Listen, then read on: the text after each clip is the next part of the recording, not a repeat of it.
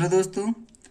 आज का जो टॉपिक लेकर आया हूँ मैं वो बीएड से रिलेटेड है। बीएड के सेमेस्टर 2 के जो पेपर 8 है, जिसको हम असेसमेंट फॉर लर्निंग बोलते हैं, तो उसी का टॉपिक है। एक टॉपिक है सांख्यिकी, जिसको हम इंग्लिश में स्टैटिक्स बोलते हैं। तो आज के इस वीडियो में हम स्टैटिक्स के बारे में जानने वाले हैं। तो ये वीडियो बहुत ही ज़्यादा आप लोगों के लिए यूज़फुल होने वाला है और लाभदायक भी होने वाला है। तो सबसे पहले जो मेरे मित्र इस वीडियो को पहली बार देख रहे हैं, तो इस चैनल को सब्सक्राइब कर लें, ताकि हमारे द्वारा जो भी वीडियो अपलोड किया जाए वो नोटिफिकेशन आप लोगों के पास तुरंत ही पहुंच जाए। तो सबसे पहले हम स्टैटिक्स के बारे में जानते हैं कि स्टैटिक्स होता क्या है, किसको कहते हैं।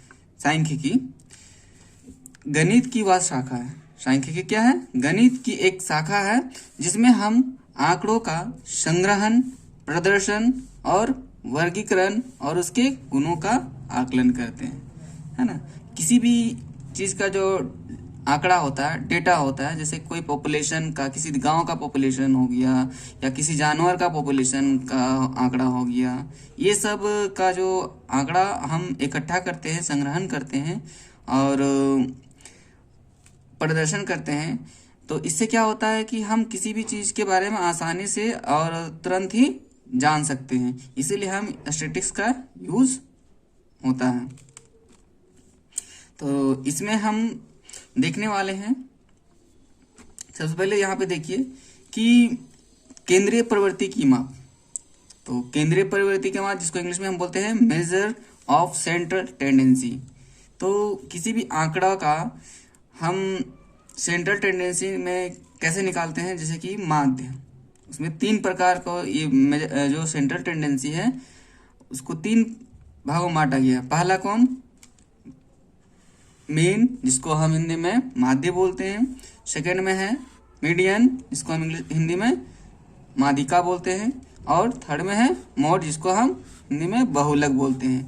तो ये सेंट्रल टेंडेंसी को मेजर करने के लिए 3 है, मीन, मीडियन और मोड, जिसको मध्य, माध्यक और बहुलक कहते हैं। माध्य को हम औसत के नाम से भी जानते हैं। तो सबसे पहले हम यहाँ देखते हैं मीन के बारे में। आज हम इस वीडियो में चर्चा करने वाले हैं मीन। स्टैटिक्स में एक मीन निकालने के लिए बोला जाता है माध्य, उसके बारे में चर्चा करने वाले हैं।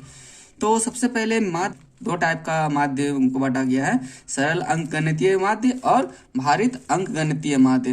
इसको हम वेटेड अरिथमेटिक मीन्स भी बोलते हैं इंग्लिश में, ठीक है। तो इस सरल अंकगणितीय माध्य को फिर से कितने भागों में बांटा गया? 3 भागों में बांटा गया। इसको हम इंग्लिश में सीरीज बोलते हैं या श्रेणी बोलते हैं हिंदी में। तो कौन कौन ये 3 श्रेणियां हैं? व्यक्तिगत श्रेणियां, पहला व्यक्तिगत श्रेणी, इसको हम इंग्लिश में इंडिविजुअल सीरीज कहते हैं। और सेकंड में है खंडित श्रेणी, इसको हम इंग्लिश में डिस्क्रीट सीरीज कहते हैं। फिर थर्ड नंबर में है सतत अथवा अखंडित श्रेणी, जिसको हम इंग्लिश में कंटिन्यूअस सीरीज बोलते हैं।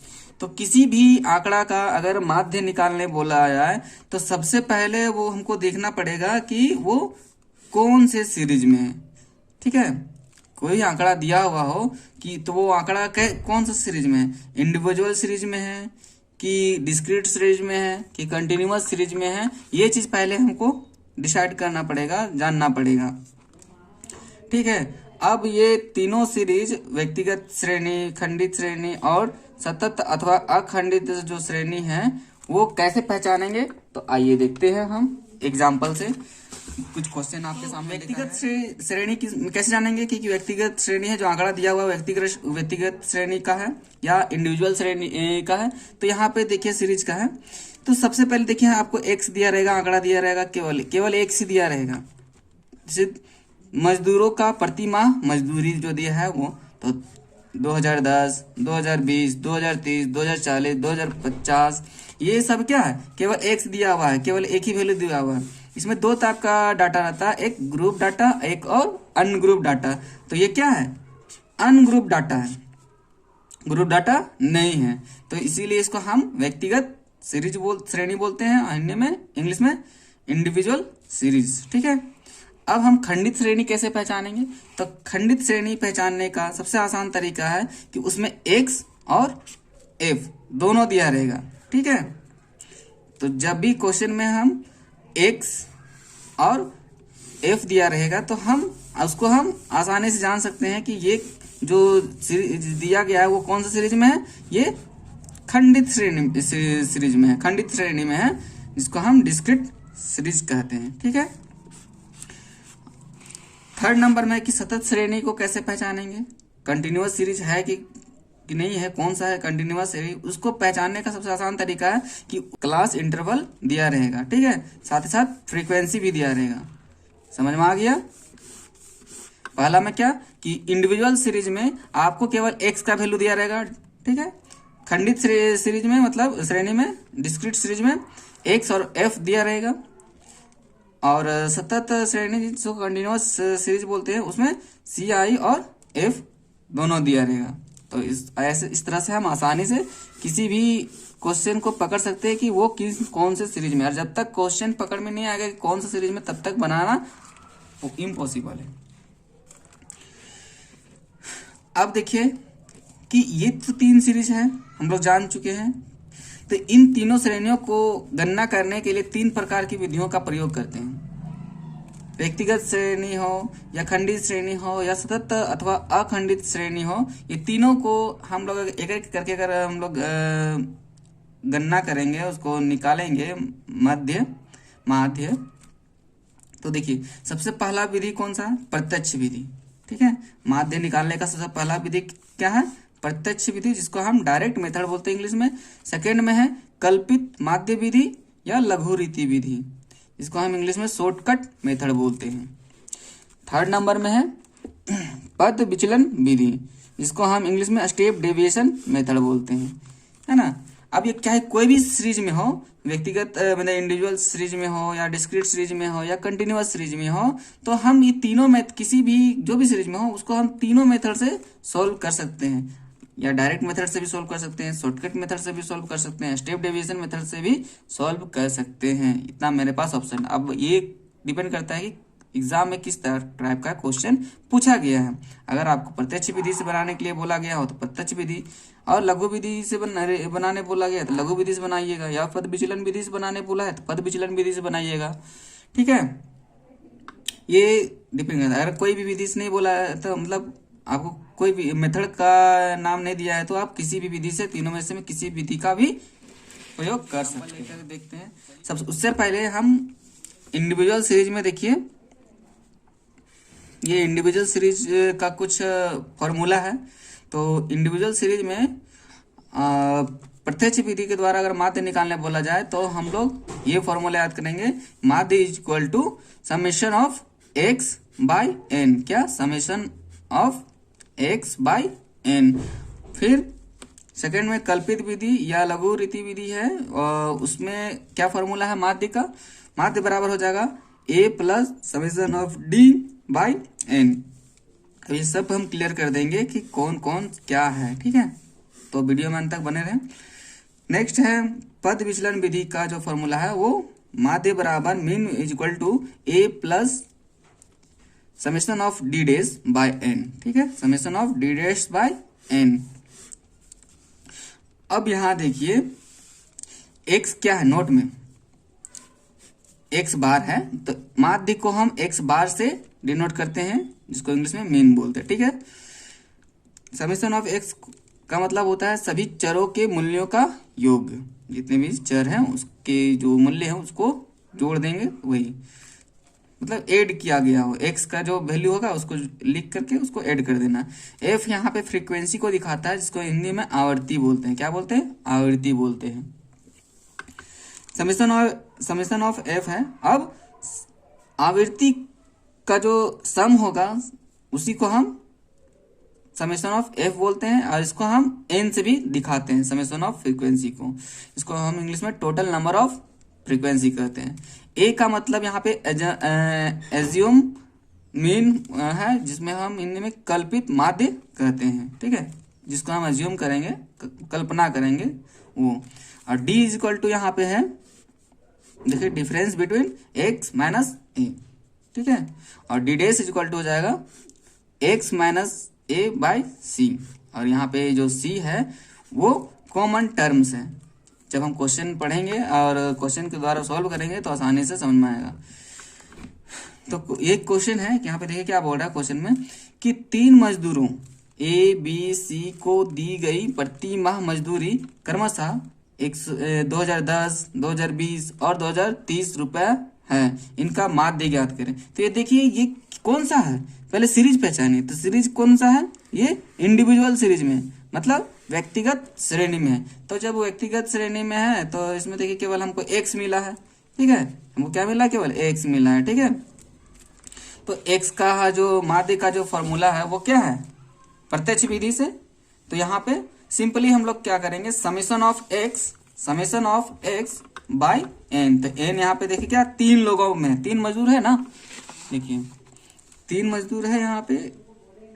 तो और इसका जो समेशन है कितना है, समेशन ऑफ एक्स तो 6060 रुपया है इसका समेशन है, ठीक है। और इसमें जो एन का है समेशन ऑफ जो नंबर ऑफ श्रमिक वो कितना 3 है।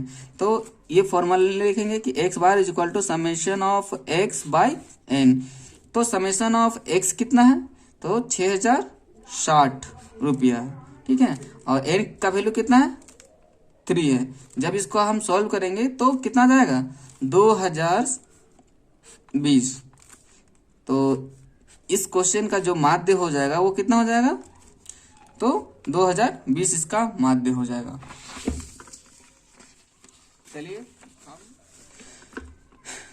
चलिए अब हम दूसरे सीरीज के बारे में जानते हैं, डिस्क्रीट सीरीज के बारे में। इसको हम खंडित श्रेणी बोलते हैं हिंदी में, ठीक है। और हम सारा सीरीज पहचानने के लिए बता चुके हैं आपको। तो इसमें भी क्या है, 3 मेथड है। अगर कोई क्वेश्चन डिस्क्रीट सीरीज में दिया हुआ है और बोला गया है कि माध्य निकालिए, तो उसको हम 3 विधि से निकाल सकते हैं माध्य। कौन कौन विधि, तो पहला प्रत्यक्ष विधि से निकाल सकते हैं माध्य, फिर लघु रीति विधि या फिर कल्पित विधि, जिसको हम हिंदी में इंग्लिश में बोलते हैं एज्यूम मीन मेथड बोलते हैं, ठीक है। और थर्ड जो विधि है वो पद विचलन विधि है, मतलब सभी में तीनों विधि का यूज होता है, आप जिससे निकालिए।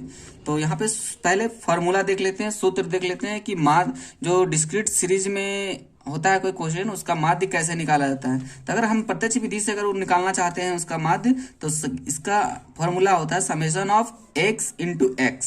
समेशन ऑफ मतलब क्या, एफ एक्स का समेशन, ठीक है, और बाय एन, ये इसका माध्य निकल जाएगा। कौन सा विधि से, प्रत्यक्ष विधि से।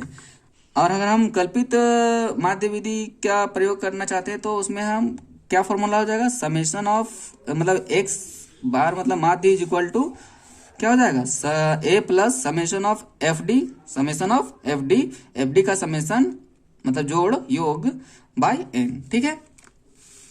और स्टेप डेविएशन मेथड से अगर हम यूज करना चाहते हैं माध्य निकालने के लिए डिस्क्रीट सीरीज का क्वेश्चन में, तो इसका फॉर्मूला हो जाएगा X bar is equal to मतलब माध्य is equal to A plus summation of F D dash, क्या summation of F D dash का हो जाएगा, ठीक है, बाय एन और इनटू सी। और हम लोग को पता है कि ये सी क्या है, कॉमन टर्म है किसी भी, ठीक है। और एन जानते हैं कि समेशन ऑफ फ्रीक्वेंसी है, ठीक है।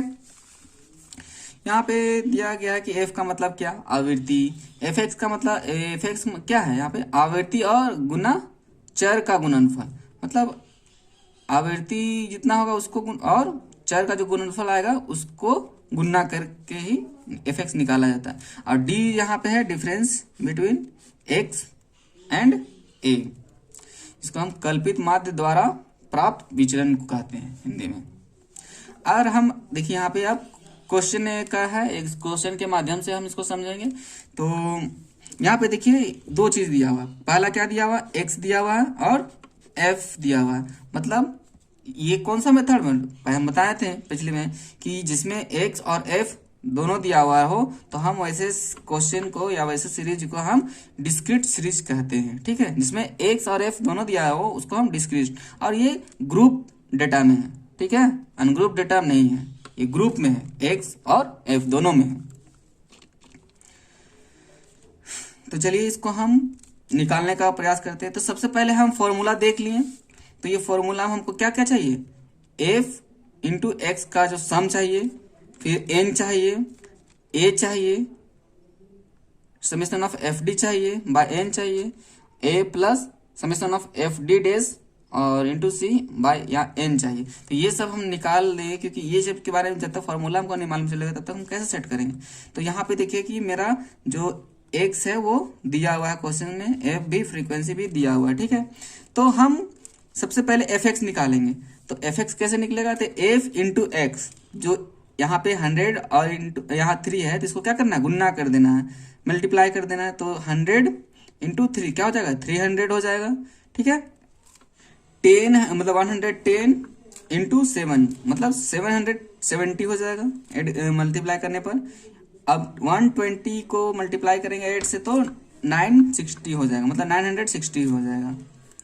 फिर 130 को मल्टीप्लाई करेंगे 2 से तो 260 हो जाएगा, ठीक है। यहाँ पे एफ एक्स मेरा निकल गया है, ठीक है। अब एफ एक्स को क्या करना है, यहाँ पे समेशन करना है, मतलब जोड़ना है। तो सबको जोड़ देंगे, 300 प्लस 770 प्लस 960 प्लस 260, तो जोड़ देंगे तो मेरा कितना आ जाएगा, 2290 आ जाएगा इसका योग, ठीक है। तो समेशन ऑफ एफ एक्स कितना आ गया, 2290। और यहाँ पे फ्रीक्वेंसी मतलब समेशन ऑफ एफ कितना आ जाएगा, समेशन ऑफ एफ बोलिए या फिर एन बोलिए, तो ये कितना हो जाएगा, 20 हो जाएगा। देखिए 8 2 10 7 17 और 3 20 हो जाएगा, ठीक है। फॉर्मूला को तो याद रखना पड़ेगा, और फॉर्मूला में जो जो चीज रिक्वायरमेंट है उसको तो हमको निकालना पड़ेगा पहले। तो यहाँ पे अगर हम प्रत्यक्ष विधि से अगर बनाते हैं तो मेरा इतना ही से काम चल जाता है, क्या इधर बनाने का जरूरत भी नहीं पड़ता। लेकिन हम एक ही क्वेश्चन में सारा विधि का प्रयोग करके आपको बताएंगे, ताकि आपको आसानी और टाइम भी कम लगे, इसलिए मैंने लिख कर भी रखा है। अब हम डी कैसे निकालेंगे, डिफरेंस बिटवीन एक्स माइनस ए। तो सबसे पहले यहाँ पे देखिए, हम किसी को भी यहाँ पे है ना एक्स में से हम किसी को भी ए मान सकते हैं, ठीक है। तो हम चलिए इसको ही मान लिए हैं, तो 110 को ए मान लिए हैं, मतलब एज्यूम कर लिए हैं। आप किसी को भी मान सकते हैं, 100 को मान सकते हैं, 120 या 130 किसी को भी मान सकते हैं, कोई प्रॉब्लम नहीं है, ठीक है। तो 110 को हम ए माने हैं। तो अब देखिए यहाँ क्या, एक्स मेरा कितना है, 100 है, 100 और ए कितना माने हैं, 110 को। तो 100 माइनस 110 कितना हो जाएगा, -10 कितना हो जाएगा। जब हम सब्ट्रैक्ट करेंगे, मतलब 100 में 110 को घटाएंगे तो -10 ही आएगा। फिर यहाँ पे 110 में 110 घटाए तो 0 आ गया। 120 में 110 घटाएंगे तो 10 आएगा। 130 में अगर हम 110 घटाएंगे तो 20 आएगा, ठीक है। तो मेरा डी कितना आ गया, -10 0 10 20। और जब हम इसका सम करेंगे तो सम देखिए कितना हो रहा है, यहाँ ये माइनस में है, ठीक है। मतलब 30 और -10 टोटल कितना हो जाएगा, 30 में 10 घटा देंगे कितना हो जाएगा, मतलब समेशन ऑफ डी कितना हो जाएगा, 20, ठीक है। अब देखिए, अब हम क्या निकालते हैं, डीडेस भी निकाल सकते हैं। अब डीडेस कैसे निकालते हैं, तो ये सब निकाल लिए हैं, बाद में दिक्कत नहीं पड़ेगा, केवल फॉर्मूला बैठा के हम लोग को आंसर लाना है। बाद में क्या है कि यहाँ डीडेस क्या है, एक्स माइनस ए बाय सी, और सी यहाँ है क्या, कॉमन टर्म। तो देखिए यहाँ पर डी में देखिए, डी में कॉमन टर्म क्या है, मतलब इसमें कॉमन क्या निकाल सकते हैं, 10 को हम कॉमन निकाल सकते हैं। तो देखिए यहाँ पे डी में 10 से मल्टीप्लाई डिवाइड कर देंगे कितना हो जाएगा, देखिए तो डी में 110 मतलब 10 -10 में 10 से डिवाइड किए तो -1, फिर 0 में 10 से डिवाइड किए तो 0, 10 में 10 से डिवाइड किए तो 1, अब 20 में 10 से डिवाइड करेंगे तो 2, ठीक है। तो डी डेस भी निकल गया है। अब क्या निकालना, एफ डी डेस, एफ को फ्रीक्वेंसी को गुना कर देना है डी डेस से। तो फ्रीक्वेंसी मेरा 3 है और डी डेस कितना, -1, तो 3 1 3 -3 7 7 और 0 मल्टीप्लाई करेंगे तो 0, 8 और 1 मल्टीप्लाई करेंगे तो 8, 2 और 2 मल्टीप्लाई करेंगे तो 4 आ गया। ठीक है, तो एफ डी निकाल चुके हैं। अब इसका समेशन कर लेते हैं। तो देखिए यहाँ पे इसको जोड़ेंगे कितना हो जाएगा 12, और इसमें -3 है तो 12 में माइनस मतलब 3 घटा देंगे तो कितना हो जाएगा, summation of F D dash कितना हो जाएगा, इक्वल टू 9 हो जाएगा। ठीक है, अब एफ डी भी निकालना है क्योंकि सारा जो तीनों के मेथड से निकालेंगे तो सब ये चीज तो तुमको आप लोगों को निकालना ही पड़ेगा। तो यहाँ देखिए एफ डी कैसे निकला, एफ टी यहाँ एफ यहाँ 3 है और डी कितना है, डी यहाँ पे देखिए -10 है तो 10 3 जा 30 तो -30, फिर 7 0 जा 0, 8 10 जा 80, 2 20 जा 40। ठीक है, मतलब 22 जा 40। अब क्या करना है, समेशन ऑफ एफ डी भी निकालना है, मतलब इन लोगों का जोड़ देना, सबको जोड़ देना। तो सबसे पहले इसको जोड़िए, कितना आ गया इसको जोड़ने पर यहाँ पे देखिए 120 आया और यहाँ पे 30 है। 120 में 30 को अगर माइनस कर देंगे तो कितना आ जाएगा, आंसर 90 आएगा। हाँ, तो समेशन ऑफ एफ डी कितना आ जाएगा 90। इतना तो डाटा हम लोग कलेक्ट कर लिए, सारा कुछ निकाल लिए। अब हम एक एक करके सब फॉर्मूला बैठाएंगे, सारा तीनों मेथड का फॉर्मूला और आंसर लाएंगे। तो देखिए सबसे पहले प्रत्यक्ष विधि का जो फॉर्मूला है वो क्या है, तो प्रत्यक्ष विधि का जो फॉर्मूला होता है वो मतलब x bar is equal to मतलब माध्य बराबर summation of F X by N.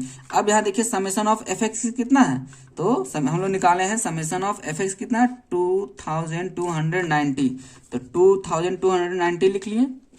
ठीक है, 2290 लिख लिए।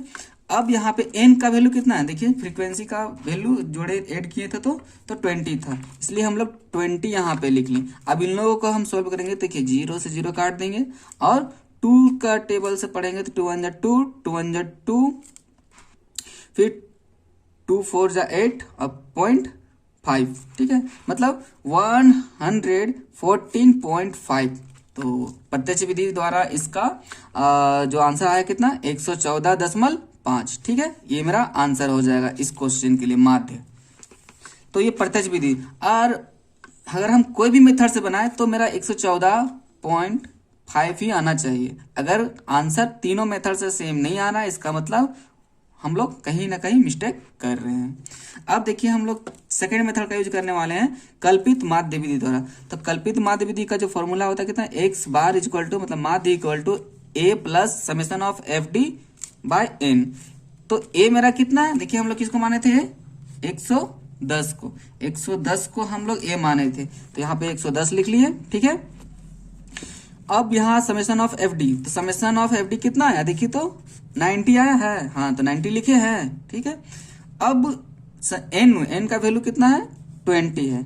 अब 0 से 0 काट भी सकते हैं और इसको सब सॉल्व करेंगे तो फिर मेरा 114.5 आ जाएगा। फिर हम थर्ड मेथड का यूज करते हैं, तीसरी विधि का यूज करते हैं, पद विचलन विधि को का यूज करते हैं, स्टेप डेविएशन मेथड का। तो उसमें क्या हो जाएगा, देखिए माध्य बराबर a plus summation of F D by N into C, यहाँ पे सी है। ठीक है, ध्यान रखिएगा सी।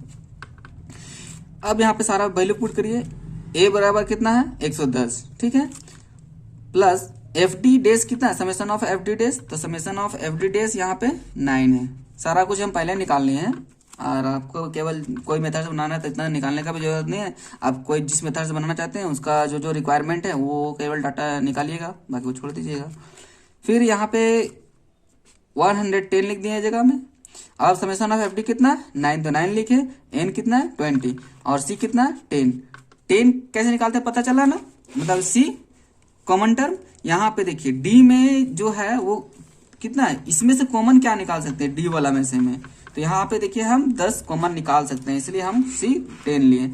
और जब हम इसको सॉल्व किए तो यहाँ देखिए मल्टीप्लाई करेंगे 9 10 90 मतलब 90/20 काट के फिर अगर हम सॉल्व करेंगे तो 114 सीरीज है कंटिन्यूअस सीरीज, जिसको हम सतत श्रेणी या अखंडित श्रेणी कहते हैं। तो ये सीरीज में है तो इसको पहचानने के लिए बता चुके हैं। और इस सीरीज में अगर कोई क्वेश्चन हो तो उसको भी हम 3 मेथड से उसको सॉल्व कर सकते हैं। ठीक है, प्रत्यक्ष विधि द्वारा, कल्पित माध्य विधि द्वारा या पद विचलन विधि द्वारा भी सॉल्व कर सकते हैं। तो मीन निकालने के लिए तीनों मेथड का जो फॉर्मूला है कंटिन्यूअस सीरीज का, वो फर्स्ट फॉर्मूला है X bar is equal to summation of F M by N. अब यहाँ पे एम क्या है वो बताएंगे, भी थोड़ा सब्र करिए। फिर समेशन यहाँ पे माध्य is equal to A plus F D by N. ये आपको शॉर्टकट मेथड में ये फॉर्मूला यूज होगा। फिर स्टेप डेविएशन से बनाना चाहते हैं तो इसका फॉर्मूला है X bar is equal to, कहने का मतलब माध्य is equal to A plus summation of F D dash into C by N. ठीक है, फिर देखिए यहाँ पे कि एम क्या है, एम क्या है मध्य बिंदु। ठीक है, एम को मध्य बिंदु मिड पॉइंट जिसको बोलते हैं, कहीं कहीं वर्ग चिन्ह भी बोला जाता है। ठीक है, तो ये मध्य बिंदु कैसे निकालते हैं, मिड पॉइंट कैसे निकालते हैं, तो निम्न सीमा प्लस उच्च सीमा को जोड़ देने के बाद, सम कर देने के बाद, मतलब लोअर लिमिट और अपर लिमिट को ऐड करने के बाद 2 से अगर डिवाइड कर देते हैं तो वो मिड पॉइंट निकलता है। तो सबसे पहले क्वेश्चन दिया है, क्वेश्चन के माध्यम से हम लोग समझेंगे तो आसानी होगा। तो देखिए यहाँ पे हम लोग पहले जान चुके हैं कि अगर जिसमें सी आई क्लास इंटरवल और एफ फ्रीक्वेंसी दिया रहे तो ऐसे क्वेश्चन किस सीरीज में आते हैं, तो कंटिन्यूअस सीरीज में आते हैं। ठीक है, अब यहाँ पे देखिए सी आई तो हम लिख चुके हैं, तो सी आई कहाँ से, 0 से 10, 10 से 20, क्लास इंटरवल 20 से 30, 30 से 40, 40 से 50। ठीक है, तो सबसे पहले मिड पॉइंट कैसे निकालते हैं, तो मिड पॉइंट निकालने के लिए बोले देखिए यहाँ पे ये है क्लास इंटरवल, क्लास इंटरवल में यहाँ देखिए ये क्या है लोअर लिमिट, ये है अपर लिमिट, इस दोनों को जोड़ देंगे तो कितना हो जाएगा, देखिए तो 0 प्लस 10 10 और 10 में 2 से भाग दे देंगे तो कितना, 2 पचे 10, मतलब 5 आ जाएगा। इसका मिड पॉइंट कितना आ जाएगा 5। तो उसी तरह सबका निकालेंगे lower limit plus upper limit by 2, तो कितना आ जाएगा 20 और 10 30 और डिवाइड बाई 2 मतलब 15। यहाँ पर 50 का आधा कितना हो जाएगा, 20 और 30 50 और उसका आधा कितना हो जाएगा 25। फिर यहाँ पे 30 और 40 का आधा मतलब 70 का आधा 35। ठीक है, 40 और 50 का आधा 90, 90 का आधा हो जाएगा कितना 45। तो मिड पॉइंट हम लोग निकाल लिए। अब एफ एम चाहिए, एफ एम मतलब एफ इंटू एम मतलब मिड पॉइंट और फ्रीक्वेंसी को मल्टीप्लाई करना है। तो 5 25, देखिए 5 25, 15 45, 25 7 175 और 35 25 से 875। ठीक है, मतलब ये इसको मल्टीप्लाई करना पड़ेगा। और 45 दूना 90 और 1 0 मतलब 900। अब समेशन करेंगे, एफ एम का समेशन मतलब सबको जोड़ देंगे, तो जोड़ने के बाद कितना आ जाएगा 2020 मतलब 2020 आ जाएगा। अब यहाँ पे हम लोग डी निकालना है, डी कैसे निकालेंगे, मिड पॉइंट में ए, तो ए पहले एज्यूम करना पड़ेगा, तो एज्यूम करेंगे। तो यहाँ पे एज्यूम किसको करना है, तो एफ फ्रीक्वेंसी में देखना है कि फ्रीक्वेंसी में किसका ज्यादा सबसे ज्यादा फ्रीक्वेंसी है, 20 का है ना, तो 20 वाला ही एज्यूम करना है। तो 20 का अगल में यहाँ पे क्लास इंटरवल क्या हो जाएगा 30 से 40 और यहाँ पे 35, तो 25 जिसका फ्रीक्वेंसी ज्यादा उसके बगल वाला जो है मिड पॉइंट में ए हो जाएगा ये। ठीक है, या कितना हो गया 35, तो ए इज इक्वल टू 35 और मिड पॉइंट, तो यहाँ पे देखिए 5 माइनस 35 माइनस करेंगे तो माइनस 30 और 15 माइनस 35 माइनस करेंगे तो माइनस 20, 25 माइनस 35 को माइनस करेंगे तो माइनस 10, 35 में 35 को माइनस करेंगे 0 और 45 में 35 को माइनस करेंगे तो 10 हो जाएगा। ठीक है, अब यहाँ पे है मेरा डी भी निकल गया, एफ भी निकल गया। अब नेक्स्ट हम निकालने वाले एफ डी, तो एफ डी मतलब एफ इंटू डी करना है। ठीक है, तो यहाँ पे देखिए एफ कितना 5 और डी कितना है माइनस 30, तो मल्टीप्लाई कर देंगे तो माइनस 150 आ जाएगा। ठीक है, मतलब 150 माइनस 150। फिर यहाँ पे 3 और माइनस 20 मल्टीप्लाई करेंगे तो माइनस 60, 7 और माइनस 10 मल्टीप्लाई करेंगे तो माइनस 70, 25 और 0 तो 0 है ना, 20 और 10 मतलब 200। FD मेरा निकल गया। अब समेशन ऑफ FD निकालने के लिए हम लोग जोड़ेंगे, तो माइनस वाला को एक साथ रखेंगे और प्लस वाला को एक साथ, ठीक है। तब इसको सॉल्व करने पर कितना हो जाएगा, -80 आएगा। इसका जो सम आएगा वो -80 आएगा।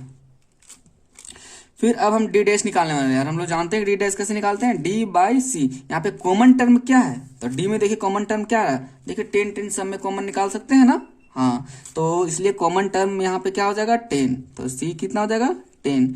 तो D में 10 को डिवाइड करना है, तो D मेरा क्या है -30, -30 में 10 को डिवाइड करेंगे तो -3, और -20 में 10 से डिवाइड करेंगे तो -2, -10 में डिवाइड करेंगे 10 से तो -1, 0 में 10 से डिवाइड करेंगे तो 0, और 10 में 10 से डिवाइड करेंगे तो 1, ठीक है। अब हम FD काउंट करेंगे, F इंटू D डैश को मल्टीप्लाई करेंगे, F D डैश। तो F मेरा कितना है यहाँ पे है फ्रीक्वेंसी, और D डैश का -3, तो 5 तिया 15, -15, 3 दूना 6, -6, 7 कम 7 और -7, 25 और 0 0, और 20 और 1 20, 20 कम 20, ठीक है। तो ये मेरा FD डैश निकला। अब यहाँ पे मेरा समेशन ऑफ FD डैश निकालना है, तो सबको जोड़ देते हैं। तो यहाँ पे जोड़ने पर कितना आ रहा है देखिए, 15 6 21, 21 7 28, यहाँ जोड़ने पर 28 आ रहा है, -28, और यहाँ पे 20 है, माइनस कर देंगे तो कितना हो जाएगा -28 और 20 में, तो यहाँ पर -8 बचेगा। तो समेशन ऑफ FD डैश कितना हो गया, -8 हो गया, ठीक है। अब हम एक एक करके हर एक विधि का फॉर्मूला लिखेंगे और उसको सारा वैल्यू पुट करेंगे उसका, और आंसर निकालेंगे। तो प्रत्यक्ष विधि के द्वारा सबसे पहले हम लोग फाइंड करते हैं, मतलब ज्ञात करते हैं। तो x bar is equal to, formula क्या होता है प्रत्यक्ष विधि द्वारा, x bar is equal to, मतलब माध्य is equal to summation of FM by n। तो FM क्या है यहाँ पे, मिड पॉइंट है, मतलब ये FM निकाल चुके हैं। समेशन ऑफ FM कितना है 2020 है, तो 2020। अब समेशन n क्या है, नंबर ऑफ, मतलब क्या summation of frequency F, summation of F बोल सकते हैं। तो कितना है 60। जब इसको 0 0 काट देंगे, जब इसको सॉल्व करेंगे तो कितना आ जाएगा 33.67, कितना आ जाएगा 33.67। फिर वही कल्पित माध्य विधि का अगर प्रयोग करते हैं, मतलब शॉर्टकट मेथड का प्रयोग करते हैं, तो क्या हो जाएगा, पहले फॉर्मूला माध्य is equal to A plus summation of FD by n। तो समेशन पहले A कितना है 35 है कि नहीं, यहाँ पे 35 है। अब यहाँ पे देख लेते हैं कि समेशन ऑफ FD, तो समेशन ऑफ FD कितना -80, तो इसलिए -80, और n कितना 60, तो 60। अब जब इसको सॉल्व करेंगे तो इसका भी आंसर क्या हो जाएगा, इसका भी आंसर 33.67 हो जाएगा। थर्ड नंबर हम लोग निकालने वाले हैं पद विचलन विधि के द्वारा क्या माध्य। तो फॉर्मूला सबसे वेरी इंपॉर्टेंट, फॉर्मूला याद रहना चाहिए, फॉर्मूला याद नहीं रहेगा तो फिर नहीं बना पाएंगे इसको। तो ए माध्य इज इक्वल टू क्या हो जाएगा, A plus summation of FD dash by n into C। तो यहाँ पे A कितना है 35 है, लिख दिए। यहाँ पे FD डैश कितना है, तो FD डैश कितना है -8, तो -8 लिखें। और n का वैल्यू कितना है, n का वैल्यू देखिए कितना है 60, तो 60 लिखें। और C का वैल्यू, कॉमन टर्म कितना है C का वैल्यू, तो C का वैल्यू देखिए इसमें से दिखना है, कॉमन टर्म कहाँ से दिखना है, यहाँ से D वाला में। तो इसमें से देखिए अगर कॉमन टर्म हम कितना ला सकते हैं, देखिए 10 कॉमन टर्म आ रहा है, हाँ, तो 10 हो जाएगा, इसलिए कॉमन टर्म 10 लिखें। और जब इसको सॉल्व करेंगे तो इसका भी आंसर कितना आ जाएगा 33.67, ठीक है। Thank you.